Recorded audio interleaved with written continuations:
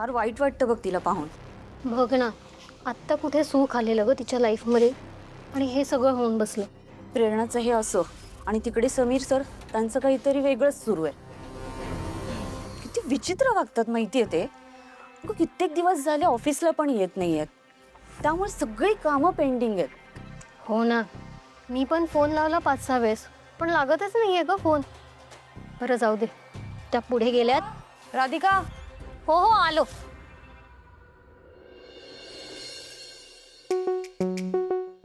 श्वेता, वल्लरीनी तुला काहीतरी पुरावे शोधण्यासाठी नाशिकला पाठवलं होतं ना? तू जे काही शोधायला गेली होतीस ते सापडलं का तुला तिथे? ए श्वेता, ऐक ना, सांग ना, काय सापडलं तुला? नाही म्हणजे कुठले पुरावे गोळा करायला गेली होतीस? ए बास झाला यार, सस्पेन्स आता बास, सांग ना. कशा मुली आहात ग तुम्ही? मैत्रीण एवढ्या लांबून इतकं महत्वाचं काम करून आली आहे, इतक्या तासांचा प्रवास करून.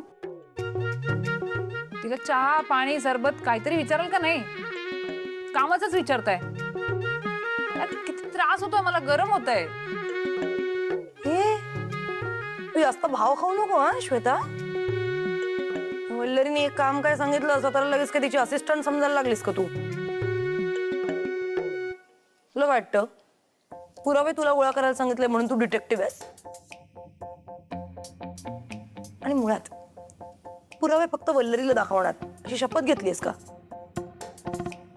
तुला वाटतं आम्हाला काय समजत नाही? सगळं समजतं त्याच्या वल्लरीलाच समजतं.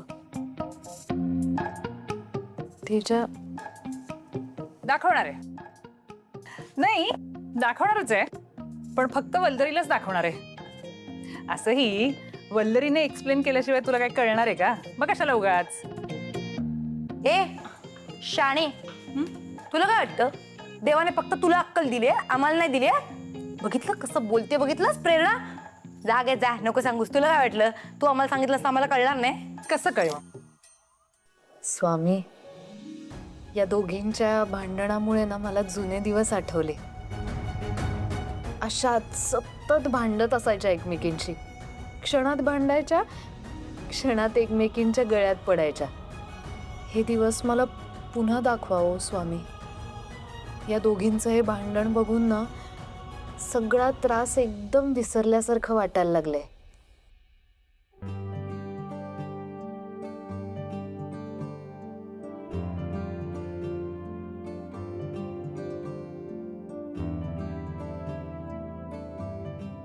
आपले जुने दिवस आठवले ना, म्हणून असतेस ना यार. बुलबुल बागेत आपण काय धुडगूस घालायचो, खरंच मज्जा यायची ना. खरंय. म्हणजे तुम्हाला आठवतंय का आपली मिठू पहिल्यांदा आपल्या इथे राहायला आली होती तेव्हा कसली गांगरली होती? आणि वल्लरीची तीच परिस्थिती होती. एक मिनिट, वल्लरीचं ठीक आहे, पण मिठूचा काय संबंध ग अंगरण्याशी? एक नंबरची पार्टी बदलू होती ती. म्हणजे माझ्यामध्ये आणि श्वेतामध्ये भांडणं लावायची आणि नंतर श्वेताची बाजू घ्यायची. नाही, पण प्रेरणा आपल्या दोघींमधली भांडणं कायम सोडवायची. हा, मोठी ताई किंवा आई असल्याचं फिलिंग यायचं. एकदा आठवतंय आपण ते नॉनव्हेज वाल्यांना व्हेजचा डबा दिला होता आणि व्हेज वाल्यांना नॉनव्हेजचा डबा दिला. आठवतंय का? केवढं सुनावलं होतं त्यांनी. आठवतोय का म्हणून काय विचारतेस? तो दिवस काल घडल्यासारखा आठवतोय मला. आणि तुम्ही दोघी पण काही कमी नव्हतात. पण मग वल्लरी आली आणि तुमची भांडणं सोडवायला मला एक पार्टनर मिळाला. वल्लरी तर माझ्यापेक्षाही जास्त समजूतदार निघाली. तिच्याकडे ना माणसांचे प्रॉब्लेम्स जाणून घेण्याची हातोटी आहे. म्हणूनच आज एवढी चांगली वकील आहे ती.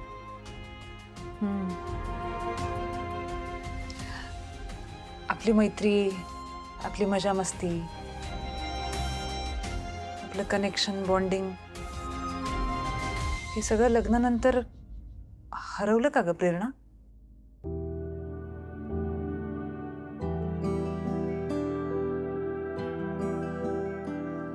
मैत्री मैत्री म्हणतात ते दुसरं काय असतं ग? एकमेकींच्या सुखदुःखात साथ द्यायची, चांगल्या वाईट काळात बरोबर राहायचं, मैत्रीण चुकली तर तिचा कान धरायचा, तिला ओरडायचा हक्काने, किंवा नीट समजावून सांगायचं. हेच असतं ना. अजून काय वेगळी असते मैत्री? खरंय श्वेता, पण संसाराच्या रगाड्यात आपली मैत्री थोडी मागे पडली हे ऍक्सेप्ट करायला हवं आपण आता. म्हणजे कित्येक वेळेला तर असे प्रसंग आले की असं वाटायला लागलं आपली मैत्री आता तुटेल की काय. पण स्वामींच्या कृपेने म्हणा किंवा किंवा आपली टेलिपॅथी खूप स्ट्रॉंग असल्यामुळे आपण जेव्हा केव्हा अडचणीत होतो ना तेव्हा कायमच धावून आलो एकमेकींसाठी. खरंय, पण आता यापुढे सुद्धा आपली मैत्री आपण अशीच ठेवायची. आता मिशन एकच, मैत्री रिबिल्ड. तर काही झालं ना तरी आपण एकमेकींपासून लांब नाही जायचं. जुनं जे झालं ते गंगेला मिळालं, ते जाऊ दे. आपली ती मैत्री, आपले ते जुने क्षण आता आपण पुन्हा नव्याने अनुभवायचे. आणि याची काळजी आपण सगळ्यांनी घ्यायची. जर कोणी असं वागलं नाही ना तर मी सांगते, मी अण्णा केदार बनून सगळ्यांच्या डोक्यावर मिऱ्या वाटेल, लक्षात ठेवा. अगं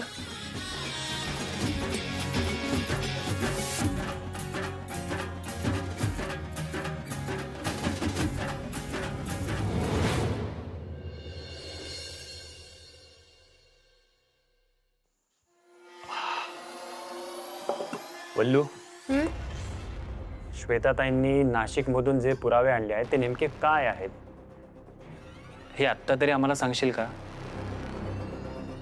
हे बघ, आता जास्त ताणू नकोस. हो वल्लरी, तू जेव्हापासून सांगितलंयस ना तेव्हापासून हे सगळं कोणी केलं असेल याचा विचार करून करून डोक्याची अगदी मंडई झाली आहे. प्लीज आता सांग लवकर, काय आहे? तेजाताई, माझं एक काम करा. स्टडी टेबलवर मी पंचनाम्याची कॉपी ठेवली, ती प्लीज घेऊन याल. आणते. थँक्यू. श्वेताताई, नाशिकवरून तुम्ही जे पुरावे घेऊन आलात ते नीट हँडल केलेत ना? हो हो, तू जे जे सांगितलं होतंस ती सगळी काळजी मी व्यवस्थित घेतली. माझे फिंगरप्रिंट्स वगैरे उमटणार नाही याची काळजी घेतली आहे. नीट सगळे पुरावे पाऊचमध्ये घालून आणलेत. आलेच. वल्लरी, अगं नक्की काय पुरावे मिळाले श्वेताला? प्लीज सांग ना आता तरी. आता ना उत्सुकता वाटायला लागली आहे.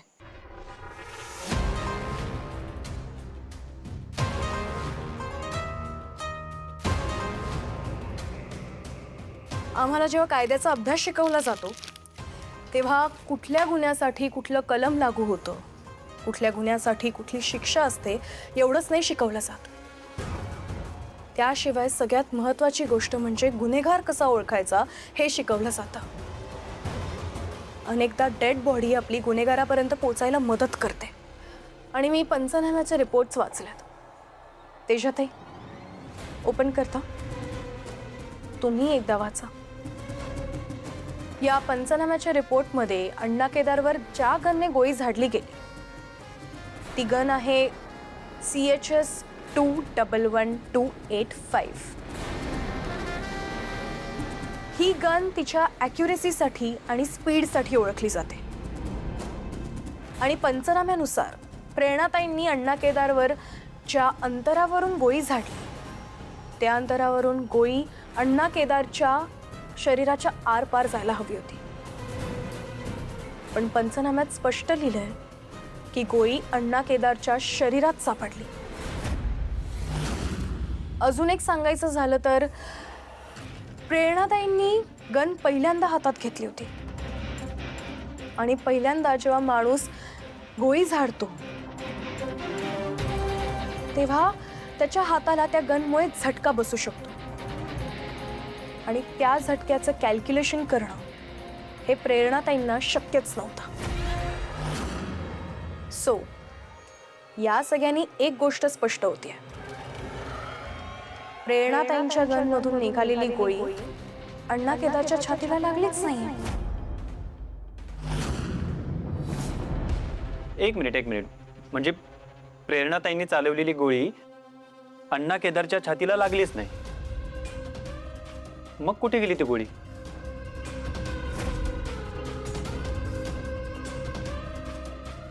श्वेताताई,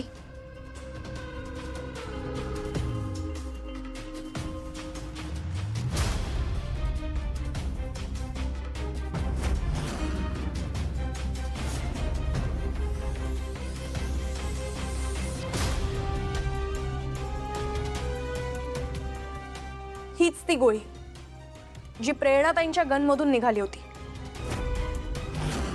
पण ती अण्णा केदारच्या शरीरात गेलीच नाही. याच्याने एक गोष्ट तुमच्या लक्षात येते का? प्रेरणाताईंनी अण्णा केदारचा खून केलाच नाहीये. काय?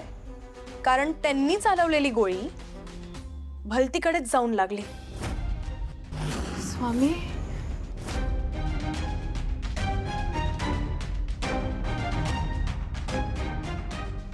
वल्लू, हे बघ, म्हणजे प्रेरणाताईंनी हा खून केला नाहीये याचे सगळे पुरावे आपल्याकडे आहेत. तू जो प्लॅन केला होता त्याप्रमाणे प्रेस कॉन्फरन्स सुद्धा केली, तुमची खोटी खोटी मारामारी सुद्धा झाली आणि त्याचा व्हिडिओ सुद्धा व्हायरल झाला. पण ज्या व्यक्तीने अण्णा केदारचा खून केलाय ती अजूनही आपल्या समोर आलेली नाहीये.